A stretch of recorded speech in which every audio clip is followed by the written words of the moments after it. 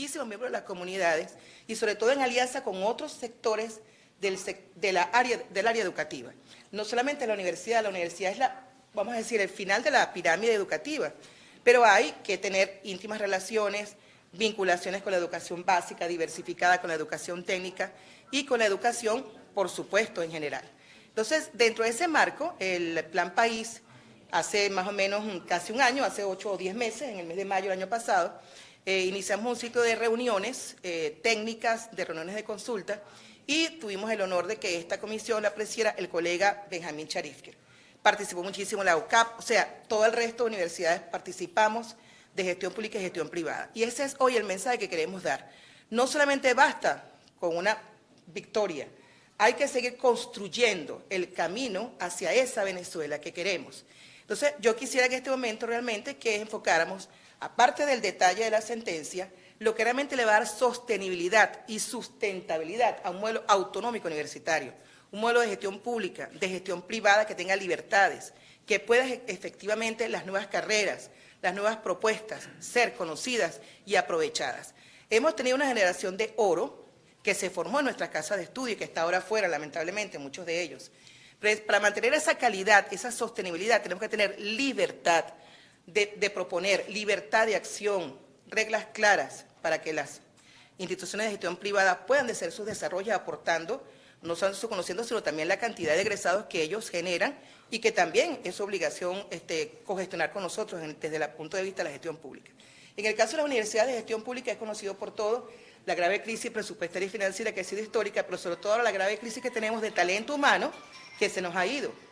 Para otro, por pedirle a esos profesores, profesoras y gente que se ha ido, que vuelva al país a retornar, a poder insertarse otra vez en sus casas de estudio, tenemos que tener una posibilidad, una esperanza de que ellos puedan volver y decir, bueno, sí, volvemos a la universidad que conocimos, al país que conocimos.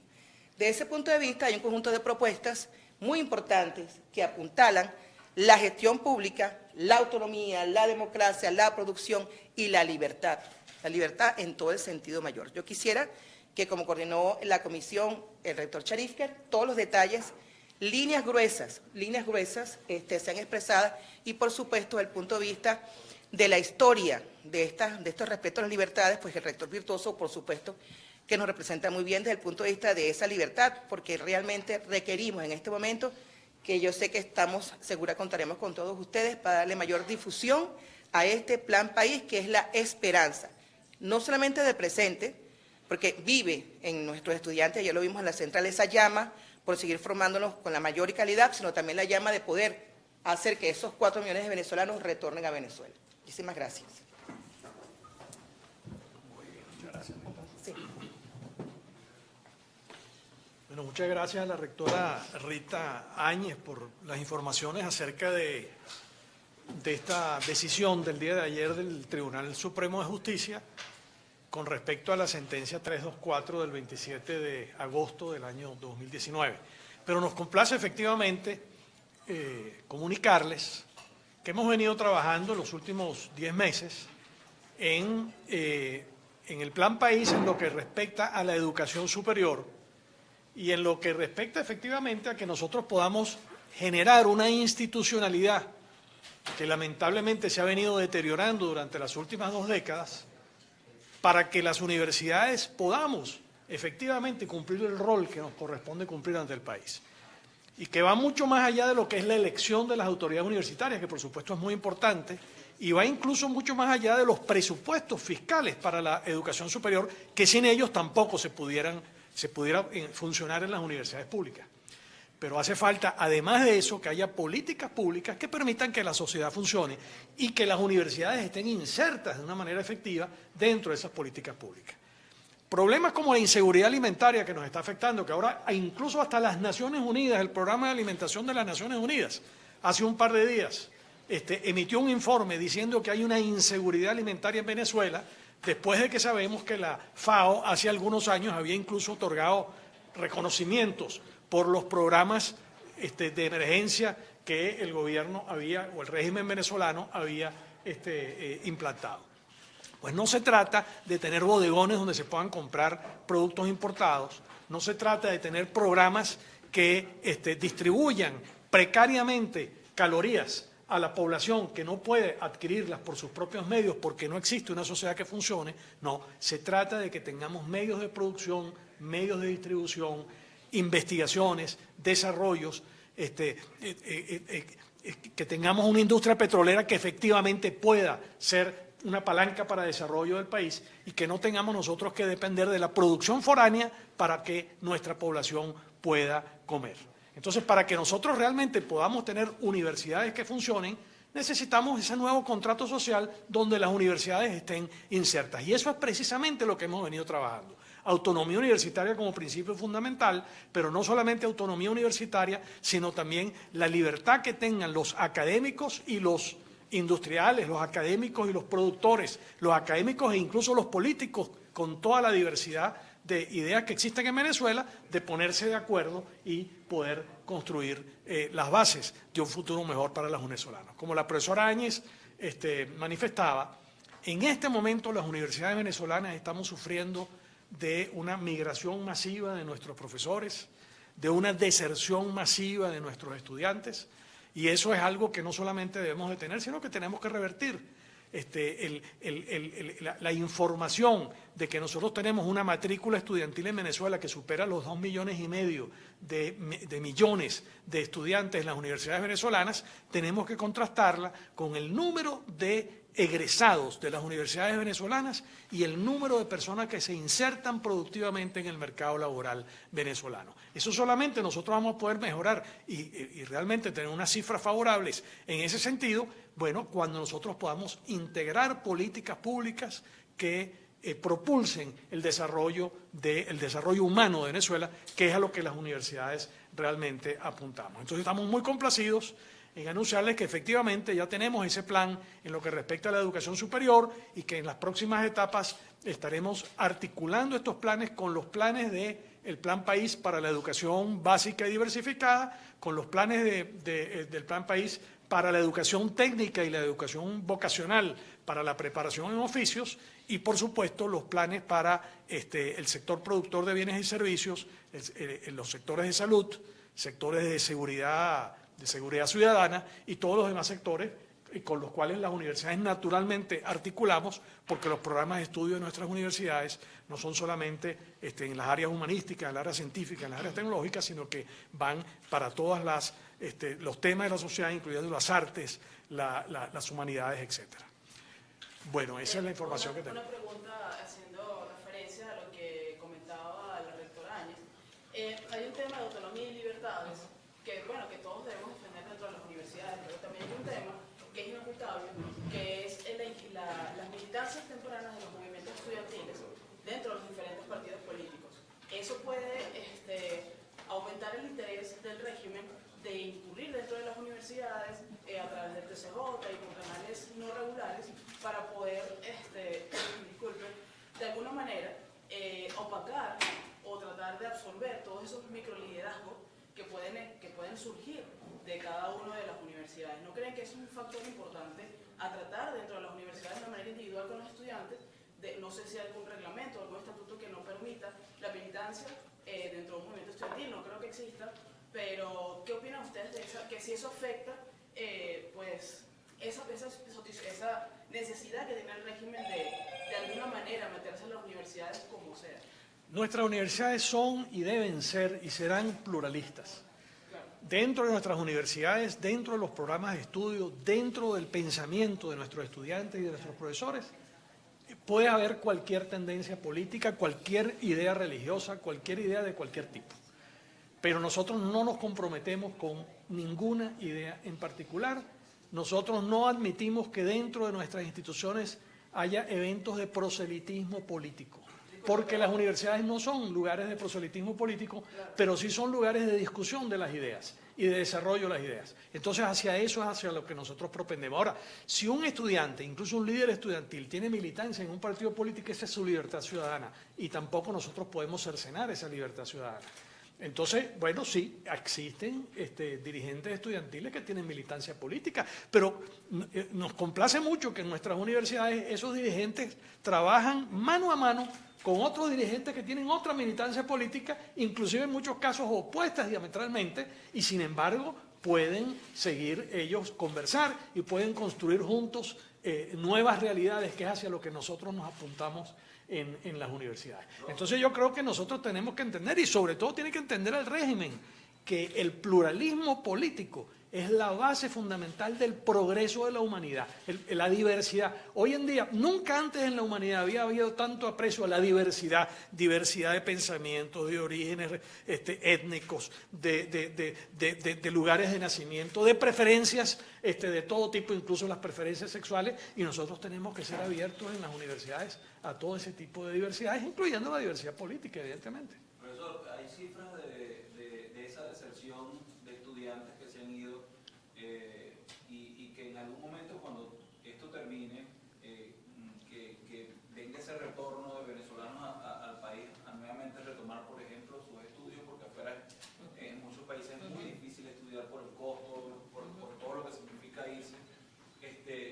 La quisiera esa cifra, si la tiene, y si la universidad venezolana está preparada para acoger ese regreso.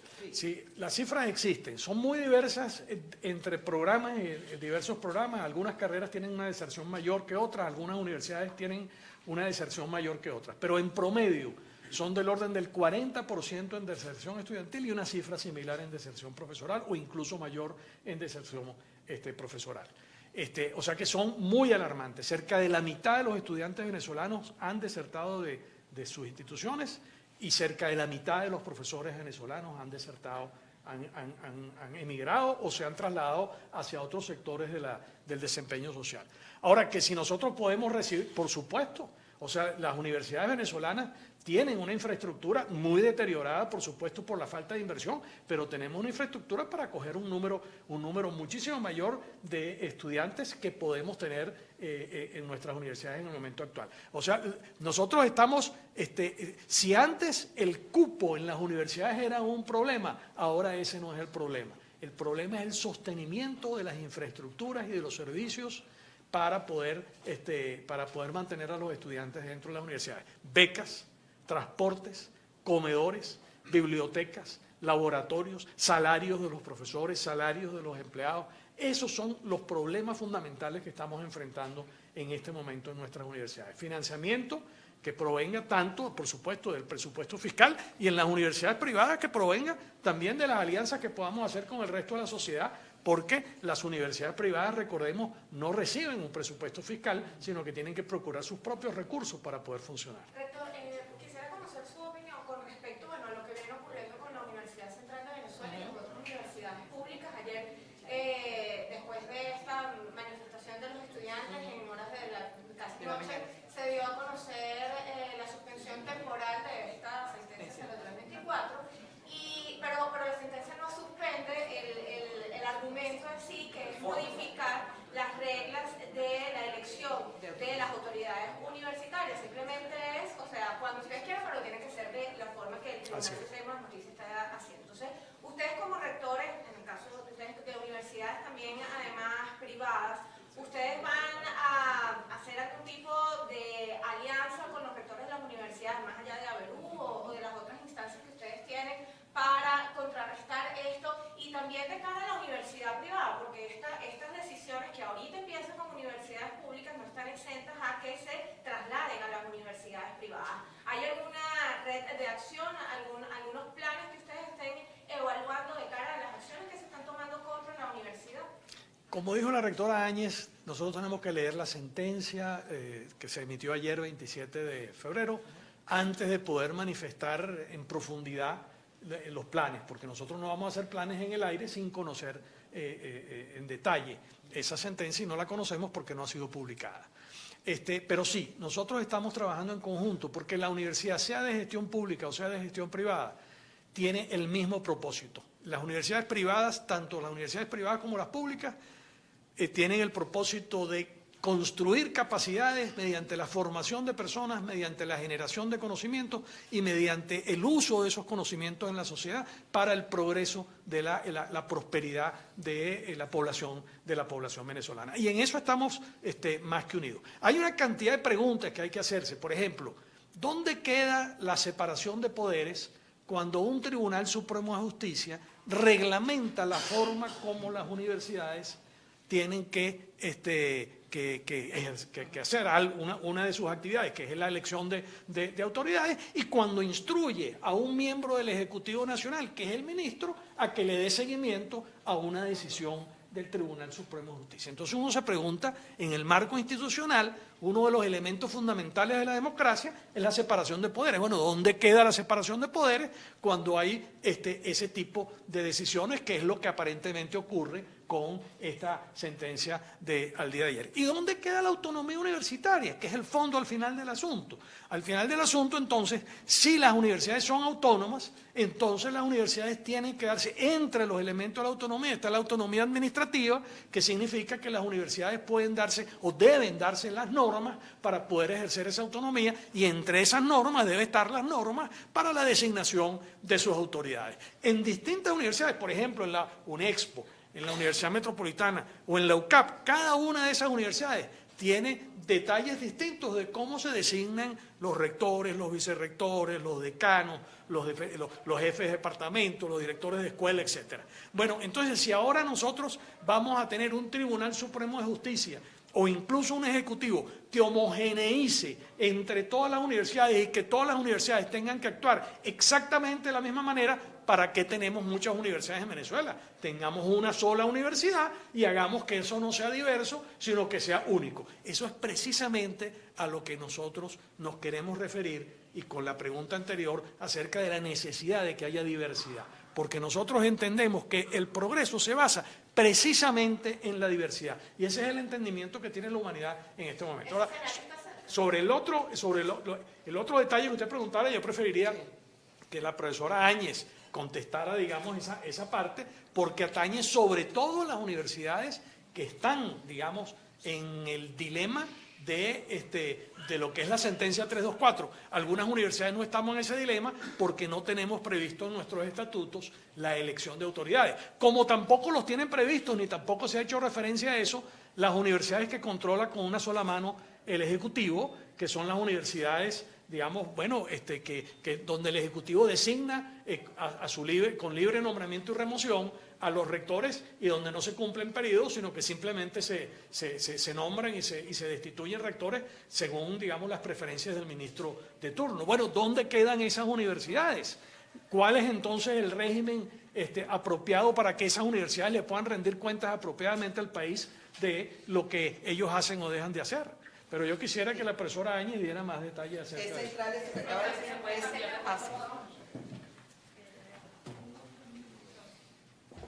Yo creo que es central lo último que acaba de decir el doctor Charifier. Para sorpresa de muchos, y todos sabemos por qué, en el momento actual hay 55 universidades de gestión pública. 55. De ellas, por supuesto, 5 son autónomas y el resto son universidades experimentales. Dentro de esas universidades experimentales tenemos universidades, 7 de ellas, de la cual una soy rectora yo de la UNEXPO, que tiene la autonomía administrativa, que fue concedida en democracia por la lucha de las comunidades para que le fuese otorgada esa autonomía administrativa en concordancia con el artículo 10 de la Ley de Universidades. Esto fue una lucha de muchos años, los años 60, 70, hasta que 7 de esas universidades, la Simón Bolívar, la UNEXPO, la UCLA, la UNED Táchira, tuviésemos esa posibilidad. Y en demostración a ello, el crecimiento de esas instituciones, su calidad y su pertenencia en el mundo, no solamente nacional, sino internacional, se ha dado en función de esa autonomía para poder ejercer los cargos en el cual pues, hemos sido electos por las comunidades. La pregunta que nosotros le hemos hecho inclusive a los rectores de la Asociación de Rectores Bolivarianos es por qué ellos no han hecho esas mismas luchas. Si tanto creen en la democracia, en la libertad, en la participación, porque este gobierno que dice, defensor de las elecciones en general, ¿por qué no ha propiciado reglamentos ejecutivos que permitan que estas más de 40 y tantas universidades tengan su posibilidad de elegir? Entonces, realmente esta es una gran pregunta que hemos hecho en el Consejo Nacional de Universidades, cuando se defiende tanto la democracia y la participación, porque ellos no logran que las mismas comunidades de estas universidades participen.